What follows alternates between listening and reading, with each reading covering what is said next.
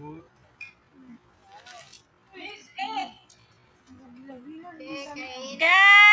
kain na guys. Kain na, thank you Lord. Ang sarap ng isda, ang sarap ng gulay.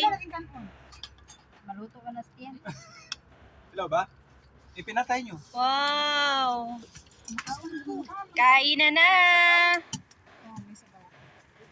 Kain. May cup. Sabaw mo rin, pambawi ba? Kain na. Dasal na. Ikaw na kasi. Wow, ang sarap ng Panginoong Diyos, maraming salamat sa biyayang nakahanda sa aming harapan.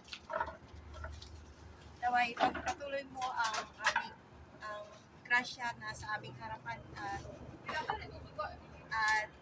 ang biyayang ito ay aming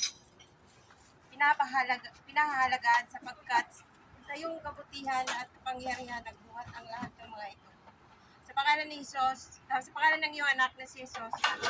Amen. Malito ka sa pagdadasal ba? Kahit buwan ba? Yay! Ang sarap ng pagkain, guys. Bakit ganun? Sabi ko sa'yo eh. Hindi Ikaw basta na. pala basta pag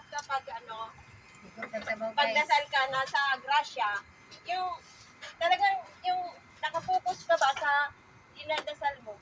Amen. Oo, talaga Amen. mawawala. Iwa pa na siya nawag ampo guys. Kain na, guys. Labo mo dito yung amin. Oy, may gulay pa dyan sa inay kasi nagkaano tayo. Wala, gisugaan na ta. Madilim eh. May ibang gulay pa sa ilalim. Mga plato dari oh, gusto mo. Ang mamait na bata kay sarap pagmasdan. Kain mga gutom. Dili mo nagluto. Nagsata isda. Yeah. Sir ganing itlog no. Bakit hindi ka magplato ka kasi ganun nila babayaran mo. Ganun din naman ang bayaran pag nagpili siya ng Maaga o mahuli, ganun ang babayaran. Wala na yung isinted. Stricto dyan yung taga-kwenta, oh. Siyempre si Sir Rodo, nagmatik-matik sa kundo. Kasi ang dami din complain sa Ay, akin, maliit. ba't hindi mo pinabayaran? Oh, di ba ate? Oo. Hindi, mayroon din. Baso po. Saan yung kondom? Alam na nila kung Hanap na yung kondom. sila. Hindi ako maghanap ng kondom. Ang liit nun, hindi magkasya sa kamay ko.